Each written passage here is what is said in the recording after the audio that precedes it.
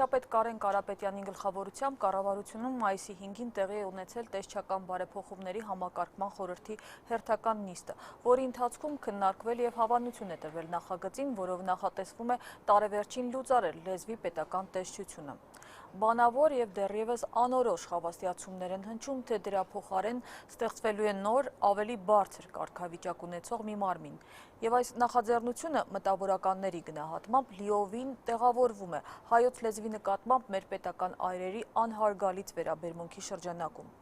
Ազատության ուղիղ եթերում տեսակետների խաչմերուկ հաղորդաշարում լեզվի պետական տեսչությունը լուծարելու նախաձեռնության մասին ենք զրուցելու Երևանի պետական համալսարանի լեզվի պատմության ամբիոնի դոցենտ Նարինե Դիլբարյանի և լեզվի պետական տեսչության նախկին պետ Լևոն Գալստյանի հետ։ Շնորհակալ եմ, որ ընդունել եք մեր հրավերը։ Ես բնականաբար պիտի փորձեմ ներկայացնել այն փաստարկները, որով կառավարության ներկայացուցիչները հիմնավորում են իրենց այս նախաձեռնությունը։ Բայց մինչ այդ շրջանառության մեջ է դրվել մամուլում այսպիսի մի տեսակետ, որ այս լեզվի տեսչությունը առանձնապես փայլուն չի կատարել, իր առաքելությունը չի իրականացրել և դա է պատճառը, որ տեսչությունը լուծարելու խնդիր է առաջացել։ Համամիտ եք արդյոք այս տեսակետին, պարոն Գալստյան։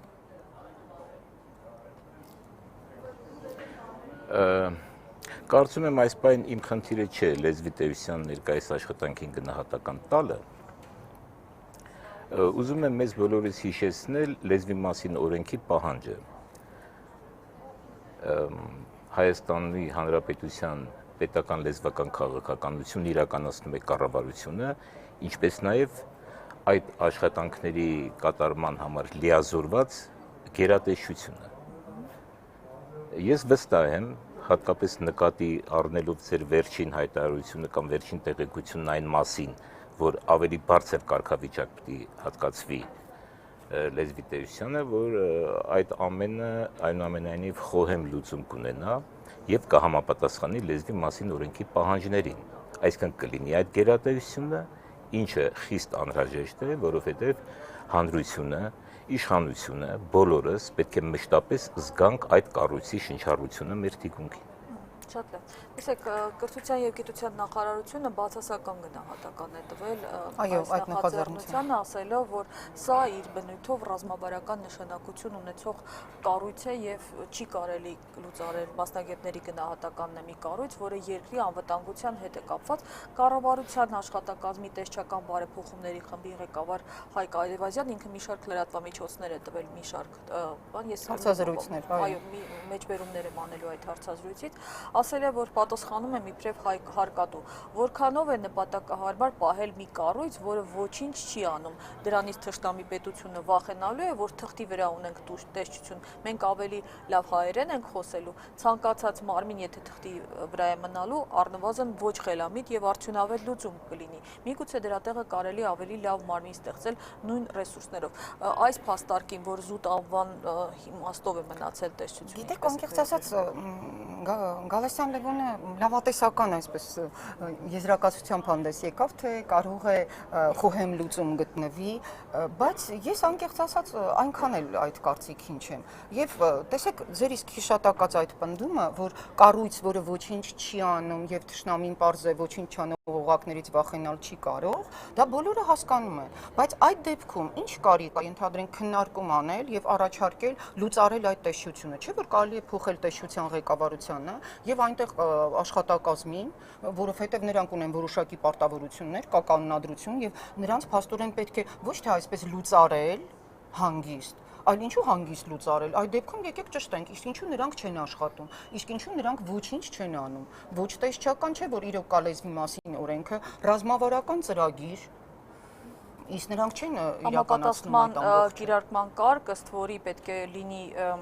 կառավարությանն առընթեր լեզվի պետական տեսչություն, իհարկե անհամապատասխանություն կա այստեղ փաստորեն նախարարության կազմում, բայց անհամապատասխանությունը վերացնելու փոխարեն փաստորեն անհամապատասխանությունը վերացնելու փոխարեն ընտրվում է ամենակներեք իմ կարծիքով անտրամաբանական ճանապարհը, ընդհանրապես լուծարել տեսչությունը, հետո մխիթարել հանրությանը, որ դրա փոխարեն կստեղծվի նոր մարմին ավելի բարձր լիազորություններով։ Ես կարծում եմ, բոլորովին հարկ չկար լուծարել այդ տեսչությունը, ընդհակառակը կարելի էր այնտեղ անցկացնել կադրային եւ գուցե գաղափարական այս այսպես քաղաքական փոփոխություններ եւ այդ դեպքում չէր բարձրանա անհանգստության ալիքը։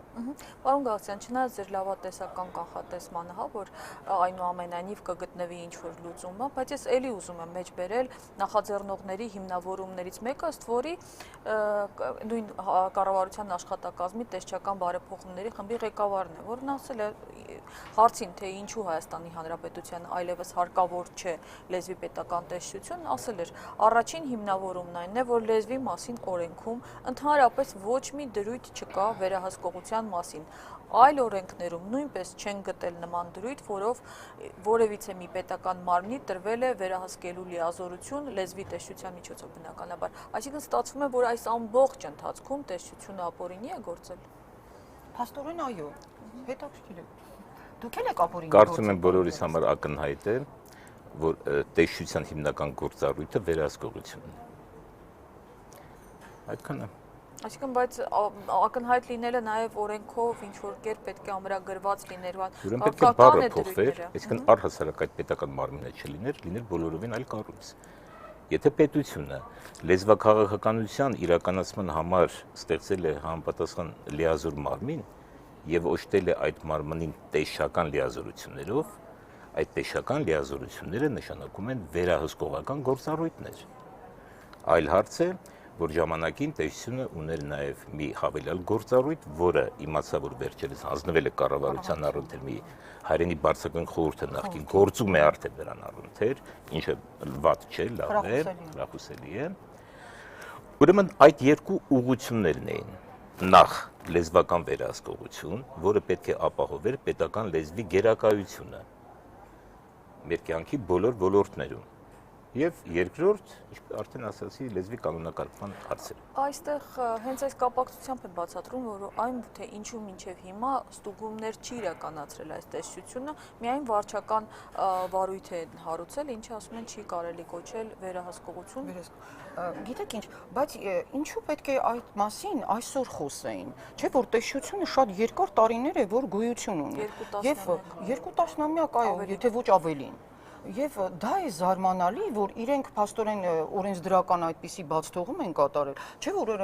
պետք է ազգային ժողով դիմել, եթե կառավարությունը ստեղծում է տեսչական մարմին, եւ եթե սահմանադրություն կա, լեզվի մասին օրենք կա, որով հայտարարվում է, որ մենք հատուկ քաղաքականություն ենք վարելու ազգային պետական լեզվի վերաբերմամբ, իսկ այդ քաղաքականությունը միշտ պետք է վերահսկվի, հետեւաբար ստեղծվել է տեսչական մարմին։ Եթե անգամ դա այդպես է, իրոք ոչինչով ամրագրված չէ նրա այսպես գործնեայության ոլորտը, ապա ճիշտ ասած մեղավորը բոլորովին չէ, այլ կառավարության տարբեր կառավարությունների, այսպես իրավաբանական բաժնի պատասխանատուները։ Եվ եթե անգամ այդ խնդիրը ծագել է, շատ ավելի հեշտ է օրենսդրական փոքրիկ նախաձեռնությամբ այդ հարցը լուծել եւ գնալ առաջ։ Ես նշեմ, իրոք շատ խրախուսելի էր, որ բարձրագույն խորհուրդը ստեղծվեց լեզվի անմիջաբար վարչապետին առընթեր, բայց դրա վերաբերյալ ես ասեմ, եւ համալսարանը, եւ լեզվի ինստիտուտը բավական երկար եւ հետեւողական գրագրային այսպես պայքարի մեջ է եղել, որովհետեւ լեզվի մասին օրենքում անշուշտ այսօր փոփոխությունների անհրաժեշտություն կա, ամեն անգամ փոխվում է մարտավարությունը, բայց այդ խորհուրդն էլ ես ձեզ ասեմ, ձևավորվել է դեռ նոր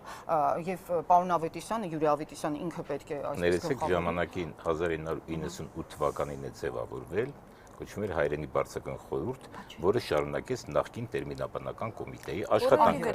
Ընդունվեցին որոշումներ։ Գործեց մինչև 2003 թվական։ 2003 թվական, դրանից հետո տեղի ունեցավ կանգառ եւ իմիջիալոց ոչ մեկի չտրվեցին նաեւ պատճառաբանություններ, թե ինչու այդպես եղավ։ Դրա պատճառով երկգրություններ, տարբեր սխալասություններ, եզրույթների սխալ կիրառություններ։ Հիմա այդ մարմինը ստեղծվել է, բայց պետք է ճիշտ հասկանալ, բարձրագույն խորհուրդը չի կարող փոխարինել լեզվի պետական տեսչությանը, որովհետև դա, եթե այսպես ձևավորենք մեր խոսքը, դա օրենսդիր մարմին է, այսինքն նրանք այդ գաղափարախոսությունն են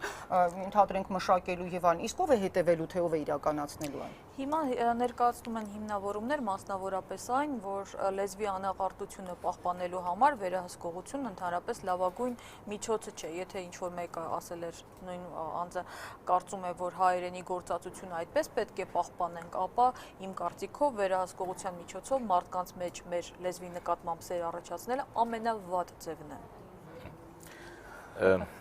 Մեր լեզվավիճակը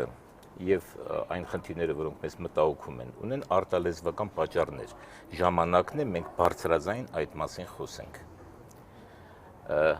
Հիմքը որտեղ ինչպես ասում են, թաղված է շանգլուխը, շատ խորքում է մեր պատմության մեջ, մեր ինքնության ինքնընկալումների մեջ առհասարակ եւ մեր ազգային ինքնության եւ արժանապատվության մեջ տեղի ունեցած մեծ խաթարումների եւ աղավաղումների մեջ։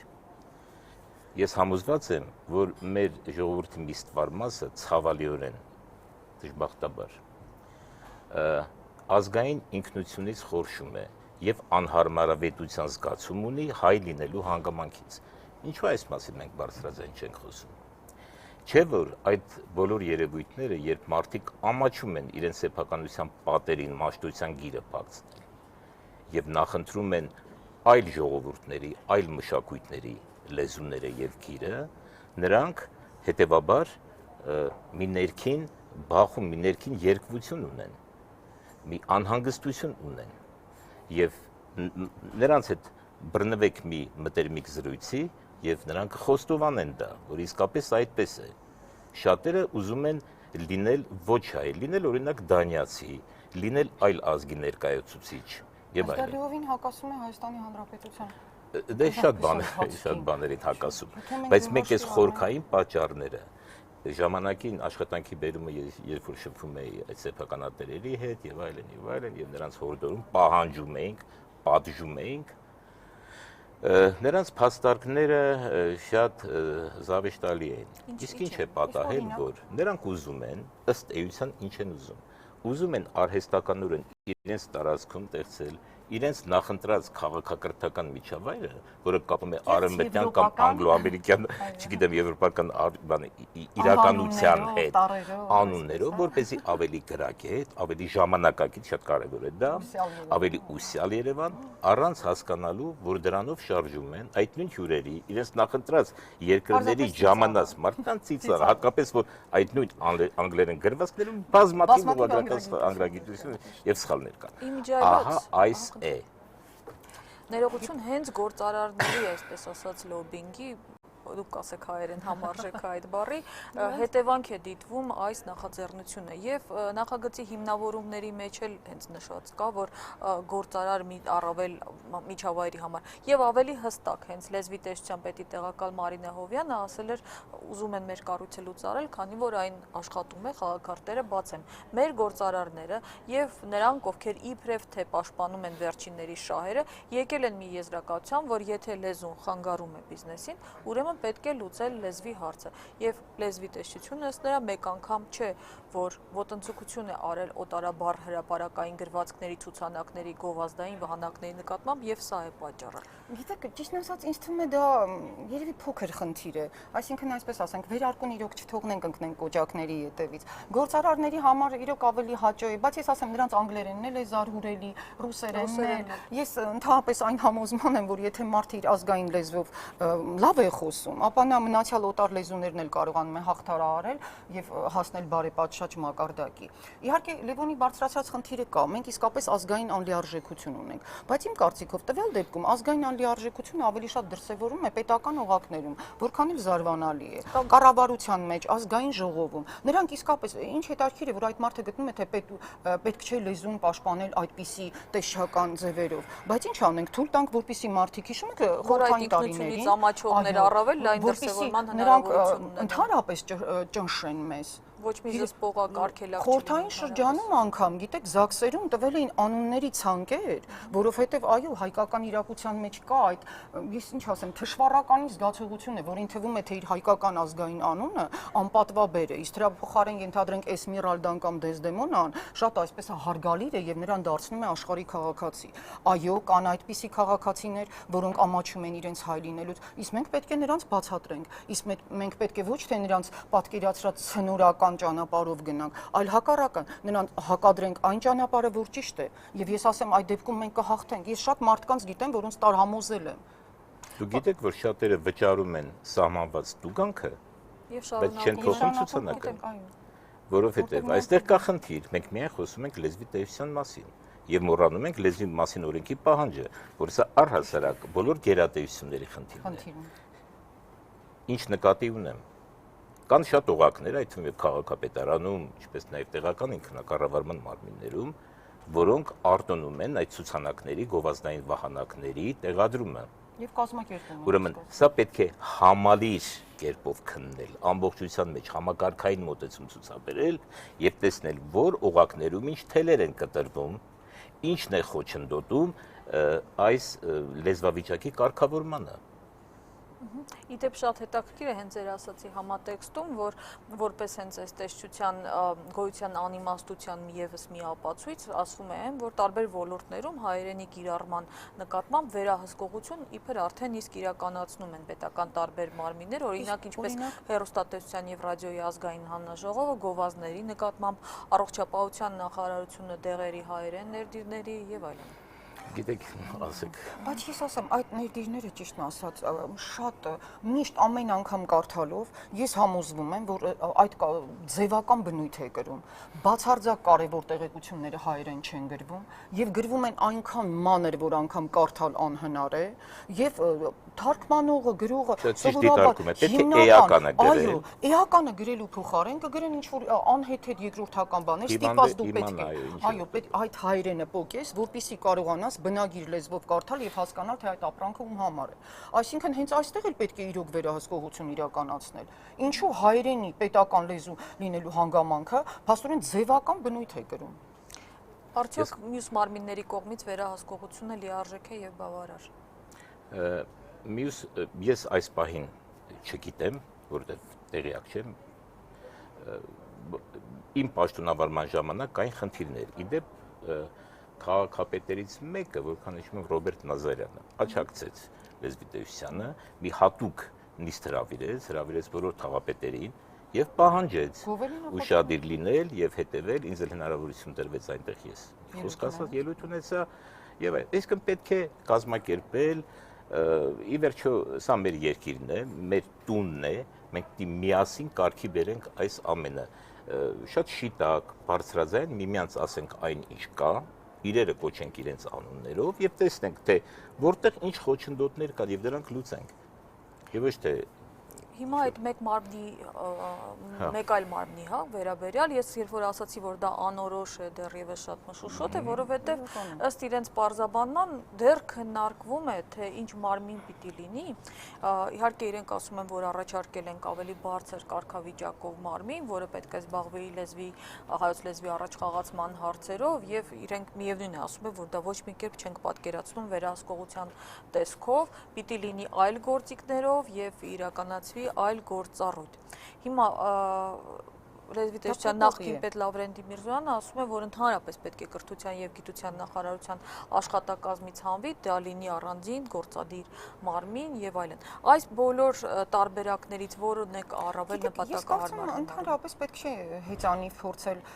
հայտնագործել, ժամանակ ծախսել, բյուջետային միջոցներ, կառավարությունում այդպիսի ճակերտավոր բարեփոխումների խմբեր ստեղծել։ Ես ասեմ, Մեծբալթյան հանրապետություններում, որոնք շատ ավելի բարձր հնա ունեն եւ գտնվում են շատ ավելի բարենպաստ, այսպես ռազմաքաղաքական իրավիճակում Եվրամիության անդամ են, գիտեք այնտեղ ինչ հզոր գործող լեզվի տեսչություններ կան, որոնք ի դեպ իրականացնում են բավական կոշտ գործառույթներ։ Եվ վերահսկողություն։ Այո, վերահսկողական գործառույթներ։ Սկսյալ նախարարներից, անգամ նախագահից եւ մնացյալ բոլորից։ Դրա համար ընդհանրապես պետք է վերցնել այն երկրների այսպես օրենսդրական փաթեթը, որտեղ այդ տեսչությունները շատ հաջող գործում են եւ այսպես ազգանպաստ պետականաշեն գործունեություն են իրականացնում եւ այդ ամենը փորձել տեղափոխել հատկապես ես ասեմ ինձ թվում է ժամանակին սկզբում պարոն Գալստյան արդյունավետություն կար դուք ինքներդ վերեցիք չէ օրինակ քաղաքապետի այդ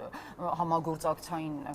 ձևաչափի ոչ մի դժվար բան այստեղ չկա ընդհանրապես ցանկություն է պետք եւ հասկանալ որ առանց ազգային լեզվի պետություն չի լինի Իհարկե գիտեմ որ մենք ինչ որ հիմա շատ հեղեղուկ բանի մասին ենք խոսում են իմաստով որ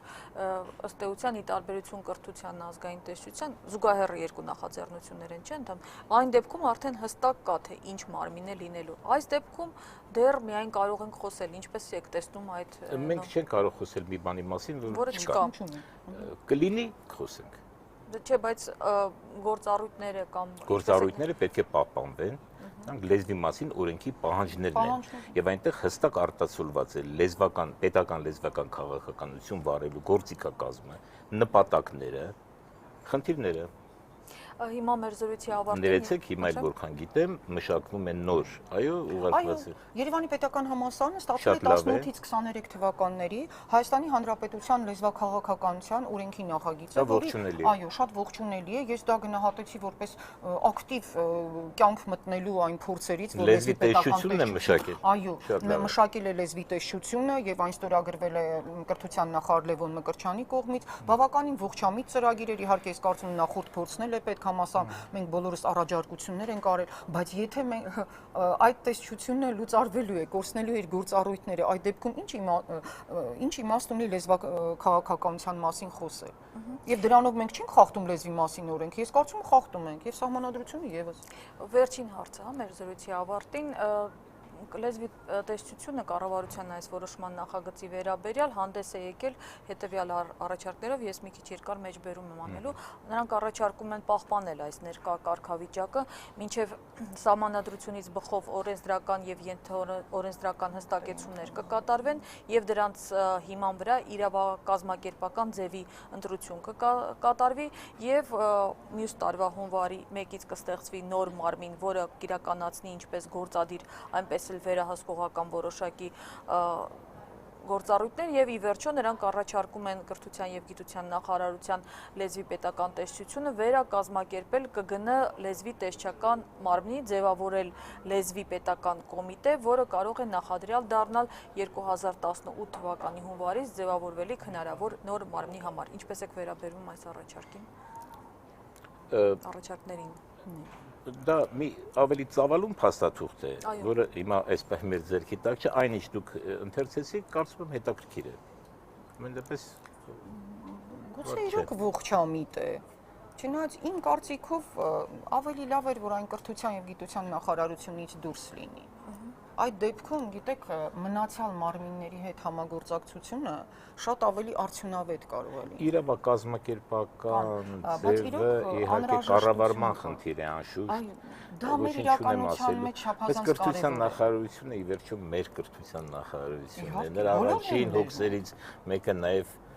լեզվական քաղաքականությունն է եւ կրթության ասպարեզում եւ առհասարակ այնպես որ ես չեմ կարծում թե այստեղ է հիմնական խնդիրը այլ խնդիրը հիմնականի կամ այն ինչ որ դուք խոսում եք որպես գլխավորը դրա լուծումը ինչպես եք տեսնում որ իհարկե ավելի ցանկալի կլիներ ավելի ցանկալի ես ոչինչ չունեմ ասելու գուցե ավելի արդյունավետ աշխատելու արդյունավետ գործելու համար լավ կլիներ որ լիներ առանձին իրոք երաժշտություն լիներ կառավարության առիթ ավելի բարենպաստ պայմաններ ստեղծել եւ իրենք էլ կկարողանան այդ ենթաօրենսդրական ակտերը բայց ես դարձյալ երևի վերադառնամ նրան որ ամեն դեպքում կադրային քաղաքականությունը մնում է աքիլեսյան գարշապարը հայոց լեզվի այդ եւ ընդհանրապես լեզվի մասին օրենքի կիրարկման առումով։ Այսինքն այստեղ ոչ միայն օրենսդրական փոփոխություններ են պետք, այլ նաեւ անպայման կադրային։ Ես կարծում եմ այո, որովհետեւ եւ խնդիրը միայն մասնագիտական կամ այլ որակները չեն։ Մի քանի անգամ ասել եմ, լեզվի տեսչության պետը նաեւ իր ներսում պետք է ունենա, գիտեք,